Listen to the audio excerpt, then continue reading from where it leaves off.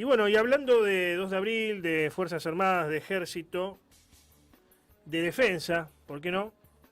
Vamos a analizar cuál es la política de defensa del gobierno de Milei. ¿Hay política de defensa? ¿No hay política de defensa?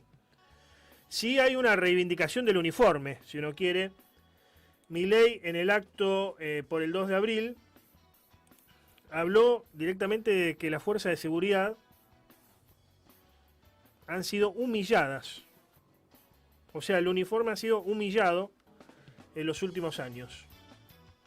Cosa que creo que es verdad, ¿no? No porque lo diga Milei, pero...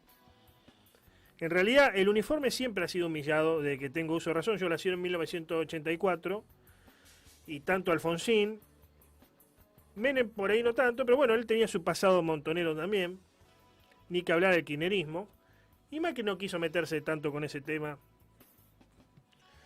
Así que, bueno, creo que continúa la misma política.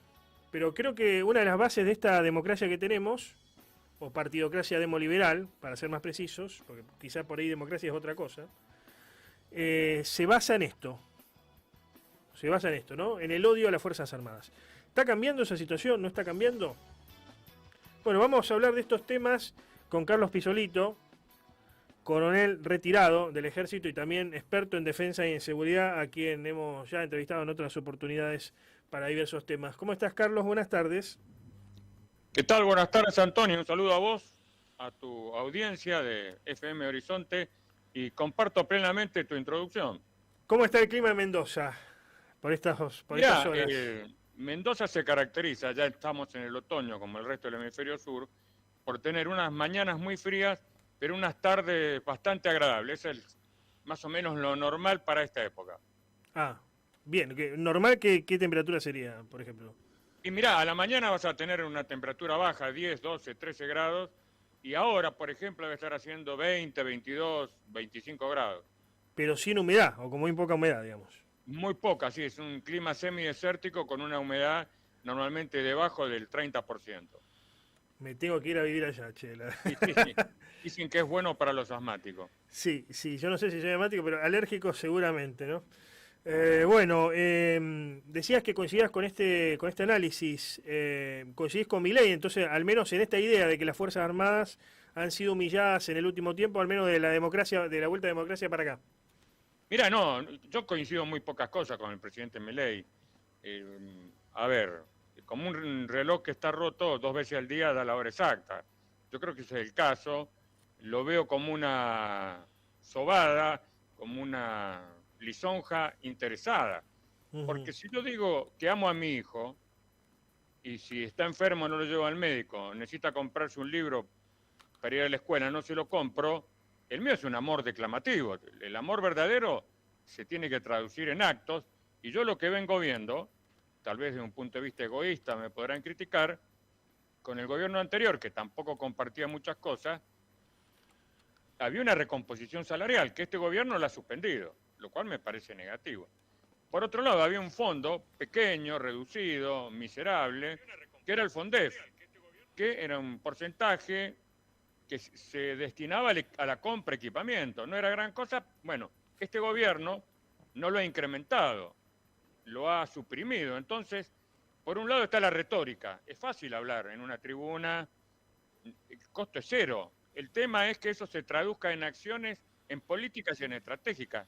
Yo no la veo. O sea, podríamos concluir que por una parte les pasa la franela, digamos, les Claro, habla lindo al oído, pero por otra parte exacto. las desfinancia. Está desfinanciando hoy Exacto. Milei a la Además, fuerza. tengo una sospecha, no tengo las pruebas, pero tampoco tengo dudas. Como él intuye que su mandato puede tener algún corcoveo, alguna instancia no muy agradable, dice, ¿a mí quién me va a defender?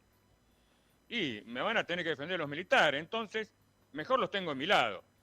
Yo haría otra, a ver, no cortaría la recomposición salarial, no haría tal cosa como tirar por la cabeza este tipo de misión a fuerzas que están diseñadas constitucionalmente y preparadas para otra cosa.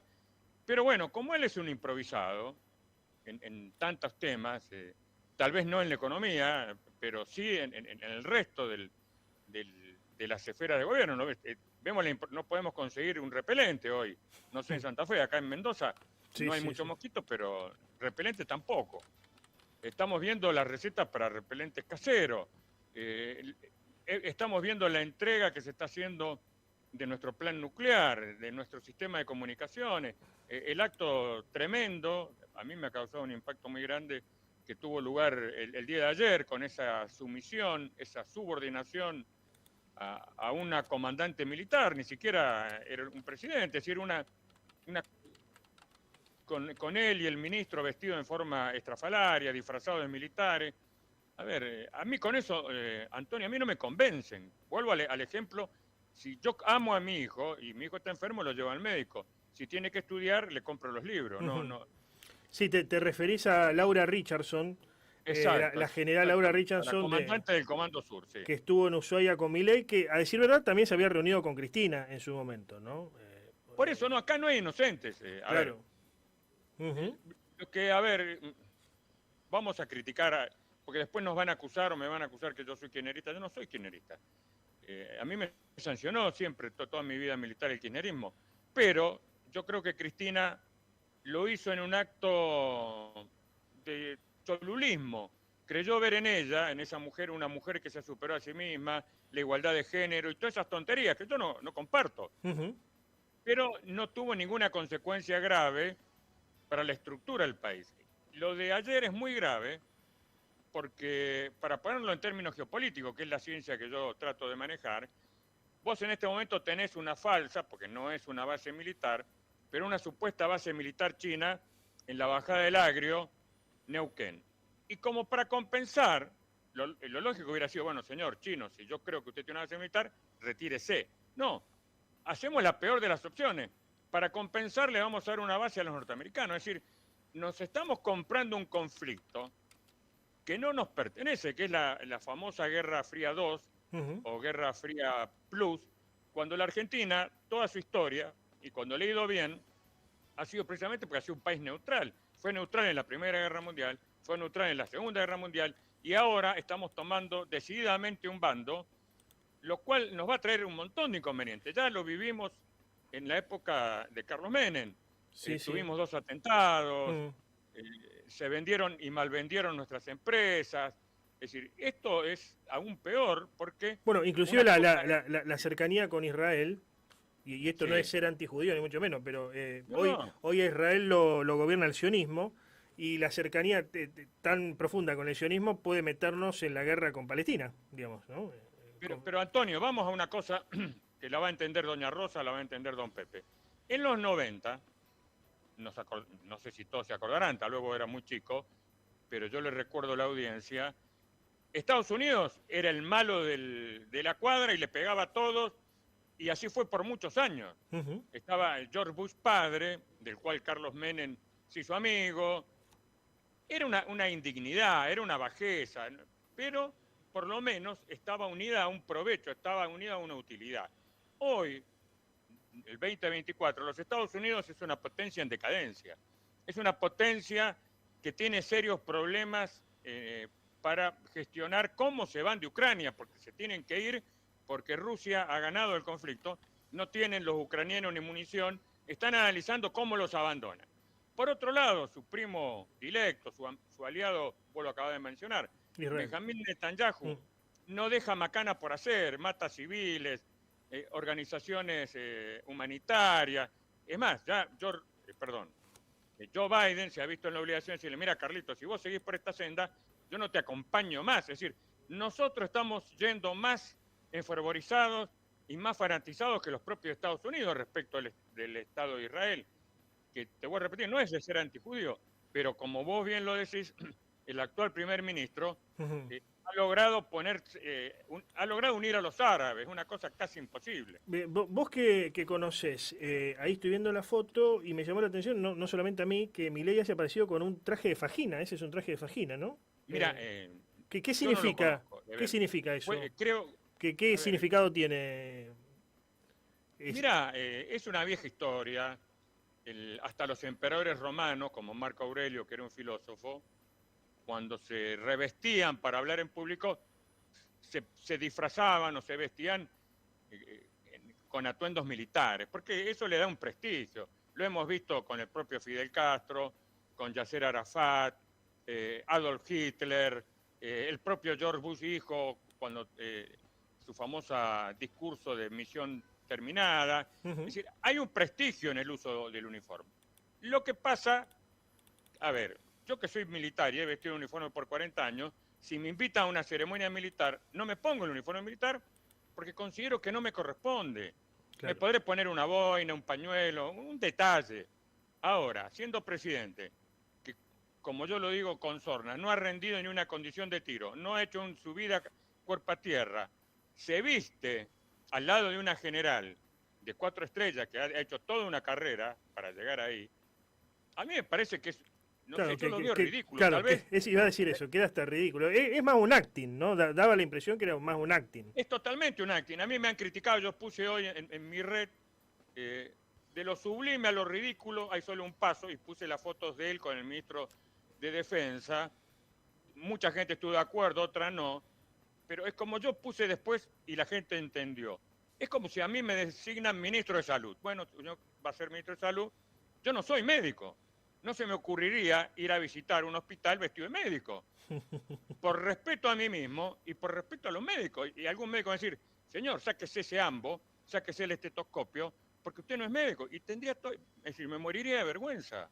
Ya te digo, ni el día de hoy, a mí me invita a unidad militar, voy de saco y corbata. Puede ser, y me da la loca, me pongo una boina, o me pongo un pañuelo, o me pongo una campera, pero vestirse así...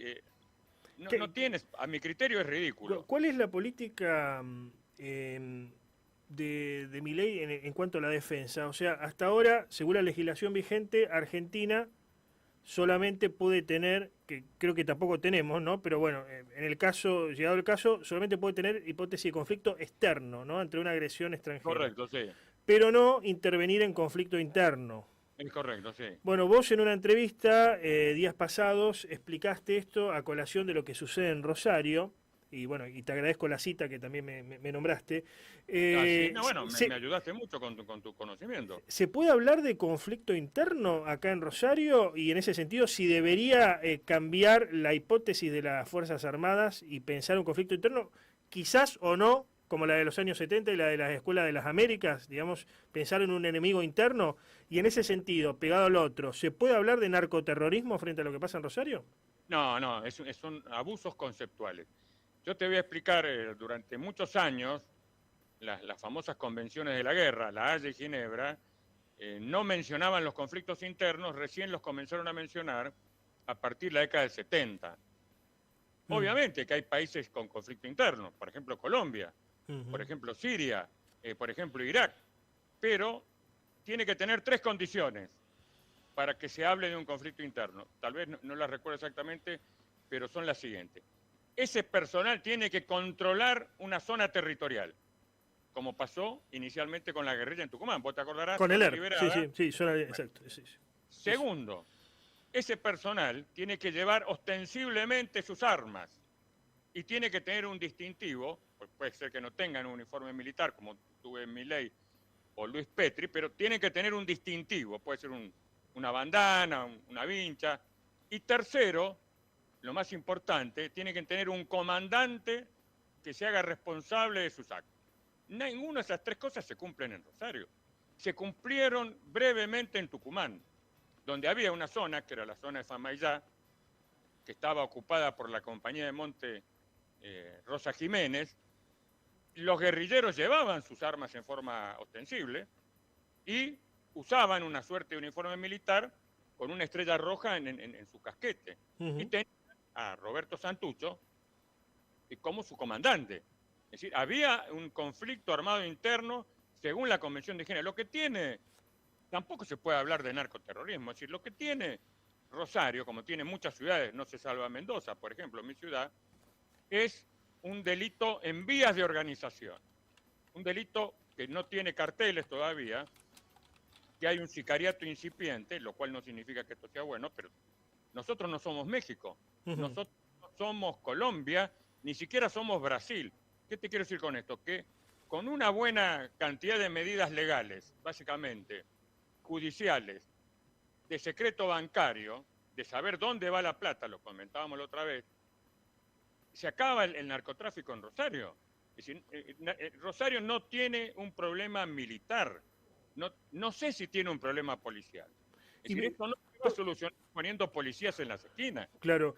¿Por qué entonces los funcionarios del gobierno nacional hablan de narcoterrorismo? ¿Por qué? A ver, O sea, o lo hacen adrede sabiendo que es mentira, según el análisis que vos haces, mira, o a lo mejor hacen mal el análisis, digamos, ¿no? No, ellos copian, porque es el problema.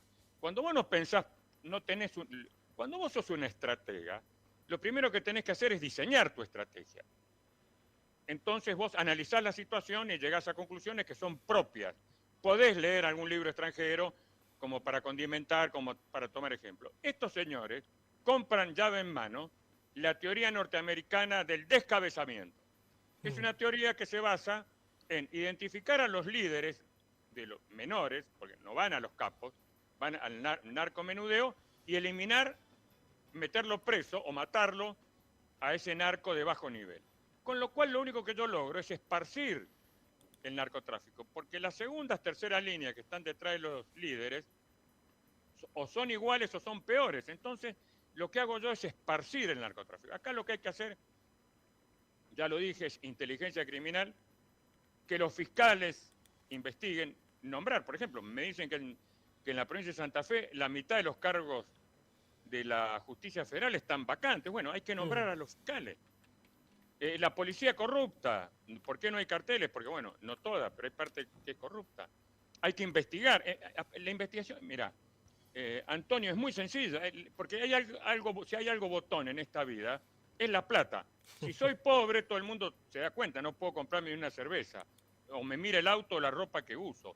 Ahora, cuando me sobra la plata, fruto de cuestiones ilegales, tampoco la puedo ocultar. Es decir, yo hice acá una denuncia con unos vecinos, tuve suerte, porque habían pasado del R12 a la Q4 y a la BMW. Simplemente, es más, me lo dijeron los otros vecinos. Miren que estos señores, que eran jardineros, que trabajaban en mi barrio, son narcotraficantes. Hice la denuncia anónima y, oh casualidad, era verdad. A ver, no es tan difícil. Yo creo que en Rosario, si vos juntás a las cabezas de las comunidades, a los curas villeros, a los empresarios que pagan protección, te van a dar los nombres. A ver, no tenés que torturar a nadie, no tenés que matar a nadie. Bien. Es hasta una tarea relativamente sencilla. Gracias por el contacto, Carlos. Bueno, hasta siempre. Que Dios los bendiga a todos y que tengan suerte. Adiós, buen fin de semana.